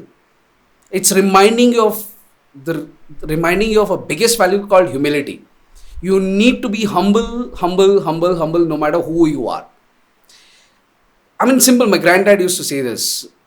There is always someone bigger than you. Somewhere, someone who's gonna be bigger than you. I think adding to what you're saying, family values are possibly the biggest strength that we Indians have in the world at large. I think one of the reasons... Italians also. Yeah, I think Italians also. But it's surprising that as a nation or as a species or race, whatever, though we are so many of us, like you and I are different. Yeah. We're both Indian, but technically we're different races. Totally different races. Yeah, right? Absolutely. But we're both Indians. And I think what we have in common is this family value you spoke about. And that has helped us as a country. I think India performs better than Italy, man. Absolutely. I don't know who has the bigger economy. Like we can quarrel at the smallest things. That's how families operate. But bottom line, when it comes to the threat, right? Like I think when it comes to fundamental universal ideas like sharing, right? Like compromising on things because somebody else needs it. You know? Like if there is a flood, I might have a difference with you. But I know that your house is flooded. I will open my doors no matter what. Yeah. Like the moment it comes that no, that's still a big example. You know what I'm saying? That's still and that could be true for I think even Americans or Europeans maybe. Like even I'm sure even European would pull in the neighbor in a flood, right? But I'm saying things like not feeling bad when people come unannounced to your house. Yeah, we don't have to take an appointment. Today we do, technically, right? You and I in an urban setting, we still yes, because this is more of a different setting. But if 20 years ago, in our parents' families, I don't think anybody took appointment. People just landed up, dude. They landed up on weekends, on public holidays. It didn't matter. And even if you didn't like it, you were upset for 10 minutes. Yeah, after the 15th minute, you are like, better, you organize dinner. It was a different set of values, right? No, I still follow that. I love people walk, like if I'm at home and people just come unannounced, I am so freaking happy. I can't tell you. Like my wife hates it. Sorry, but she not hates it, but she like, what the fuck, but she'll be okay. But I love that fact. Because I've grown up with that. No, that's because you've grown up with 79 people. Because if you've grown up in, let's say, today's nuclear families, I wouldn't like it. It can be overwhelming. Yeah. True. Like, hey man, I had plans for myself. True. Which is the Western way. True. This weekend I had plans. Yeah. I wanted to spend time with myself. I wanted to spend quality time with me. Right? True. Me time. It's me time. You know that, right? You know what I'm saying? So it says 6 in the background. Right? You know what I'm saying? It's about connecting with me. This is what I was talking about, the apprehensions in the beginning. Yeah. We are all so close, unfortunately. We're not welcoming anymore. As individuals, we are not welcoming anymore. Here's the problem. I completely agree with you. But in one way, the only way to know yourself, is to disconnect from the world and go deeper into yourself. That you can. Weirdly enough, that is a true way to wisdom. That you can. As I said, that you can. Even at 79 people living under one roof, we all have different individualities today. Like I have a family which is... No, that's because you're the kids. If you ask your... I'm telling you... If you ask people of your parent generation... My parent generation, I'm coming with there. Like my grandfather, my great-grandfather, they were all merchants, businessmen, right? Out of the blue, my dad is the second in line of the siblings. The eldest sibling obviously, studied whatever. He back then went to Mysore, did 11th and 12th and came back, whatever. But my dad decided that he wants to be a doctor. Okay. He became a doctor. Looking at him, his younger brother decided that he'll do LLB. Okay. He did LLB, but he didn't practice, whatever his reasons were. Let his soul rest in peace. He passed away recently. But again, the youngest brother decided that he'll study further. Then he decided, no, I will do business. So he joined the family business. And after that, the family is so diversified. We have a dentist at home today. We have a gold medalist biotech engineer, right. A BSc Faltu biotech graduate. I have a commercial pilot at home. My elder brother is a MSc, completely sponsored MSc computer science engineer. Again, first one in the family to go overseas to do his masters. We have a couple of CAs. We have my uncle, my grandfather's younger brother. Eldest son is a practicing lawyer today. So from a small town, diversified, that we understood the value of every little thing. Right. And there was compromise constantly. Right. 79 people under one roof, it's compromise, bottom line. Yeah. You don't have your space. You don't have your me time. No, that's what I'm saying. My point is, back then, I don't think, I'm not talking about achievement. You can still achieve. If you work hard enough and if you're focused enough, you can be successful at whatever you want. No, that getting the me time I'm talking about, you can still get your me time in that entire chaos. I can assure you that neither your parents nor people of the generation would have had even the thought of me time, because the only thought they would have had is family. About how to provide for meal time. You know what I'm saying? How to make sure there is food during meal time. You and I, thankfully, and I think me later in life, you a little earlier, hopefully in life, right, have the luxury where we can, at 7:30 in the evening, have a drink in our hand and, stare into the oblivion and say, who am I? And we can actually process it. Sure. Because the people before us, they've sort of set the framework for us to hopefully do well and be independent and have the time and luxury of space that we can actually... One of the reasons I'm in Bangalore, man, I've said this before on some of the other episodes. Why am I not in Bombay? Bombay is where I would make a lot of money. True. I might have a lot more value. True. I might have a lot more influence. True. Okay, here I have Ghanta in Bangalore. Ghanta, this is what I'm doing. Okay? Sitting and drinking and talking to strangers. This is what I'm doing. Okay. Cheers to that, man. Cheers to that, dude. Cheers to that. That's what makes Bangalore amazing, right? I still sit in Bangalore and not Bombay because the vibe of the city lets me sometimes just sit, and think and ask myself, kya ho raha hai? What is happening? Like that, you can just... I get it. Look, you can introspect, you know what I'm saying? Yes. And that's what makes the city an awesome place to live in, that it gives you that flexibility. If you want to know, it gives you the space and time to ask yourself, where am I going? True. Where am I headed? And really, who am I? True. There is this me that the world thinks I am, right? But is that the real me? Who am I? Do I know who I am, right? True. This city gives you, I think, the benefit of being able to ask that question, right? True. I don't know if our parents had that luxury. So that's what I was saying. I was probably lucky enough where, my dad found the time always to take his time. He would go to, Banavara and Arsikara are twin towns, 15 kilometers apart. Banavara is a small town, Arsikara is a taluk, district headquarters, right? So there was one club called Town Club. which is a natural thing, right? Right. Some people are playing cards, some people are playing shuttle, some people are playing carom and stuff like that. So he would make a point like 7:30 village life is over. Like right, 7:30 there's nothing, right? With dark. So 7:30 clinic is shut. He would finish his practicing. Store is shut. Dinner is done. Family time is done. Right. And at about 8 p.m. he would go to town club. He would ride down or drive down, whatever, 15 kilometers apart, and go to town club, play his round of cards with his fellow doctors or others from the town. You had so much time to socialize, right? Exactly. And they were open to it. Like nobody had to call up and fix it. But Aashish, this is my thing, Macha. Back then, no. That's what I'm saying. Simple example, Sendil. If you say, like you call up tomorrow evening, like you are in Sanjay Nagar area, Macha, I'm in your area, coming home. If I'm at home, like, come. If I'm at home, obviously. If I'm not home, I can't welcome you. I will not be like, oh, okay, oh, you're coming, oh, no. None of that stuff. I'll not have that apprehension because I've seen that, I've grown that, and I love it.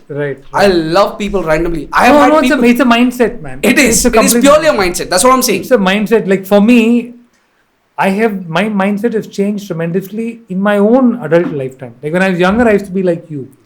Now that I'm a little older, even I need to be in a state of mind to receive something. True. It's not about time. Agree. It's not like I'm so busy. It's a state of mind. It's not like I'm so busy that I don't want to meet anybody. I'm so important. It's not that. It's more like, am I in the right frame of mind where I can honestly engage with you? I don't want to, have you over or spend time with you where I'm talking to you about the weather or about Ukraine. Random stuff, which makes no sense. It makes no sense. It's a waste of your time and mine, right? I really want, if I'm spending time like this, I don't know if this is of any use to anybody, okay? It is, right? Trust me, at least for us. But interesting. It's for us. It's interesting. Like randomly, I connected with somebody who I would not have in a million years connected with had it not been for these 3 cameras around us. It's so weird, right? It's so weird. Like, who the heck are you? Why are you here? I know. Why are we talking? I know. Of what use is this to the world? Bhavesh also, only Bhavesh will know the answer to this question, right? But that's what I'm saying. We need to go back to that. I strongly believe that half of the world's problem, the whole mental health and the people feeling the urban loneliness is real, But it's how it is. You can't help it. It's we can't the plus help it, and the minus. I know we can't help it, but I think we can change it. I'm not sure. I keep my doors open to so all my friends or my wife's friends or anybody whom I know, like whom I'm really like comfortable, where I know that कि मेरा कुछ नहीं करेगा, so I am like, my doors are open. Right. Whatever time. If I'm at home, most welcome. If I'm not at home, I can't do anything. But if I'm at home, you're most welcome. Whatever time.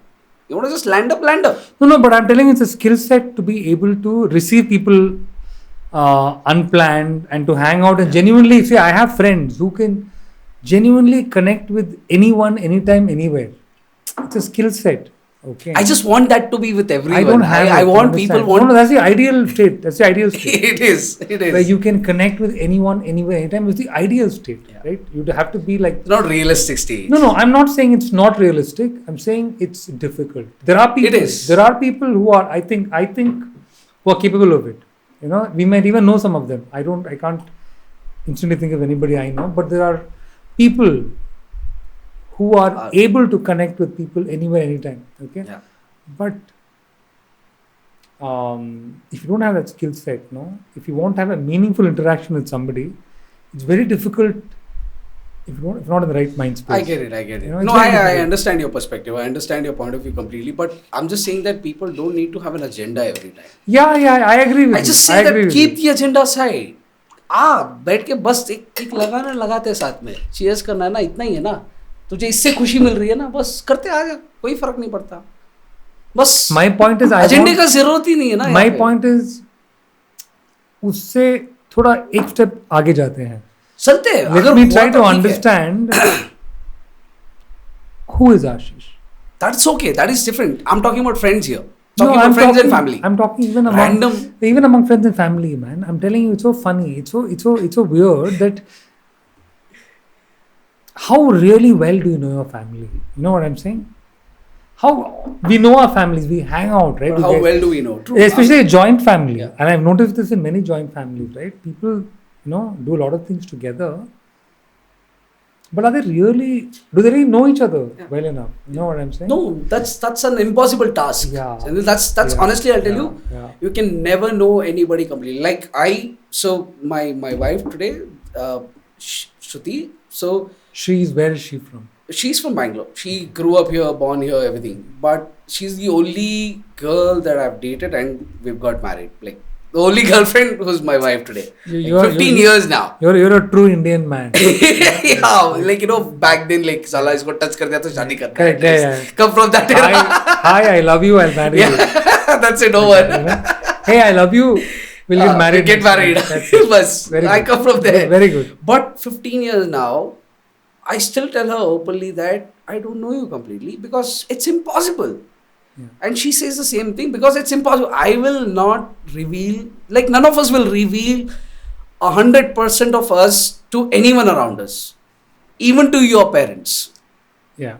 No, but they might know your, the vibe, the pulse, the moment of the, no one can know you 100%. Yeah, right? it's impossible because you will never reveal yourself. Will you reveal the whole side of you? Like the dark, ugly, good, everything? No. As humans, we are built to reveal only our good side to the maximum level possible. Yeah. It's only in the rare occasions when 3-4 of these are going after down. 4-5 and all. Yeah. the bad side starts coming. And after 7-8, the ugly side starts coming. Very ugly. And very few people can handle it, like keep it still good after 7-8. Very few. It's like this person is very small. You'll never meet them. Most regular people never meet them and all that. It's impossible to know. That's how we are. Yeah. Like, so if anybody comes saying that I know this person like in and out, Ganta, please. This is definitely the most random conversation I've had of all the sessions. This is definitely, I don't know if it's a good thing or a bad thing. It is a brilliant thing.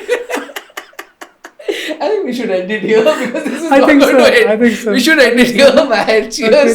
Because I think we can go on for one more hour, but kuch batega nahi. Kuch nahi batega. But listen, before we end, you say some few things in Kannada. You must, because my thing to Naveen was, Naveen. Local boy meko. No, sahi mein. I'm telling you because this show is about showcasing the city of Bangalore and the kind of people that live here. That's my if I had to have one ultimate vision, my vision is to showcase kaise log rehte hain in, again I'm speaking Hindi. It doesn't matter. It's okay. No, I'm sorry. Language is I'm language. pro Kannada, man. No. I can't be pro Hindi. I really don't understand the whole logic of being very pro narcissistic towards language. No, I agree that. But then I'm saying, respect. I understand that people have certain emotions towards language. I agree. Right? I get it. So I realized that a lot of my guests were from Bangalore, but like me, they were not Kannadigas. So I said, Naveen, I want a Kannada person on my show. So I'll probably end it this way. Like people, if you're from outside, just understand this. 2 ಶಬ್ದ ಕನ್ನಡದಲ್ಲಿ ಕಲಿತ್ರೆ ನಿಮಗೆ ಏನು ತೊಂದರೆ ಆಗಲ್ಲ. 2 ಶಬ್ದ. If you didn't understand this, I will translate. Let's see if I'm correct. If you just learn to speak 2 words and speak to them in those 2 words to anybody who's local, if you're in Karnataka in Kannada, if you're in Tamil Nadu in Tamil, if you're in Andhra in Telugu, if you're in Kerala in Malayalam, in Goa everything works. Like if you know Konkani, great. If you know Tulu, great. But Maharashtra, Marathi, 2 words, you will win them and probably ಅವ್ರು ನಿಮ್ಮ best friends ಆಗಿರ್ತಾರೆ. ಅವ್ರು ನಿಮಗೋಸ್ಕರ ಬೇಕಾದ್ರೆ ಬೆಟ್ಟ ಆಕಾಶ ಎಲ್ಲ ಒಂದು ಮಾಡಿಬಿಟ್ಟು ನಿಮ್ಗೆ ಏನು ಬೇಕಾರೋ ಮಾಡಿಕೊಡ್ತಾರೆ. ಸಿಂಪಲ್. ಸೊ ಕನ್ನಡ ಏನು ಕಲಿಬೇಡಿ. ಕನ್ನಡದಲ್ಲಿ 2 ಶಬ್ದ ಕಲೀರಿ ಸಾಕು. ಹೇಗಿದ್ದೀರಾ ಅಣ್ಣ ಅಂತ ಹೇಳಿ you are done man, you are sold. That's all Kannadigas require. Yeah. That's all they require. Hegidira Anna. Over. Hegidira Akka. Finished. And they are sold. And you can say that you are from the remotest part of the earth. They'll still treat you as family. As simple as that. And that's true with not only Karnataka. That's true with across the world. Across the world. it doesn't harm you or doesn't take your pride away or doesn't make you less of a person if you just speak 2 words in their language. So as a Kannadiga or person from being Karnataka, I'm telling you, Kannadadalli 2 ಶಬ್ದ ಹೇಳೋದು ಕಲಿಯಿರಿ ಸಾಕು. Yeah, absolutely. I think I find Karnataka and Bangalore and the people of Karnataka very welcoming. I think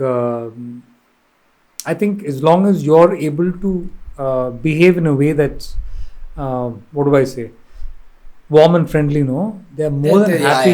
Absolutely. They're more than happy to engage with you, and I've had only positive experiences, man. Absolutely. As long as you behave, as you said, behave just welcoming and positive. There will always be a few assholes here and there. That you can't do. That you can't do anything. But in general, even the police, man. Even I'm telling you, I'm from Chennai, dude. Cops are tough, okay? They bust your balls, dude. Chennai cops are real ball breakers. I've ridden through Tamil Nadu getting harassed. Oh my God. I'm telling you, man, they're painful, dude. I know. Bangalore cops, dude, they're amazing. I have such respect for Bangalore cops. True.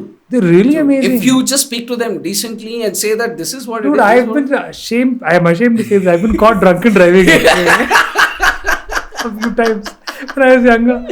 I'll say, sir, I'm sorry. Okay. Then they don't know what to say. The cops are like, what the fuck? Now what can I do? Don't do it again. Yeah. Sorry, sir. Because they get so emotionally, this guy, this poor kid is like begging. Really I once came out of the car and I said, sir, I'm sorry. Cop was flabbergasted. And he's like, no clue, what the hell? Yeah, like, hey, sweet fellows, man. Very decent. Yeah. Very decent. They're reasonable. They're very reasonable and welcoming people. And if you can behave yourself, there's no problem. Absolutely no problem. Absolutely no I problem. think as a migrant, I can say this. As a migrant Kannadiga, I can say this. No, I think you can't. You're born. No, I'm born, yes, but still, no. Local people, for a pure Kannadiga, I'm still a migrant. They still see me as a Marwadi. Still see a Rajasthani. Right.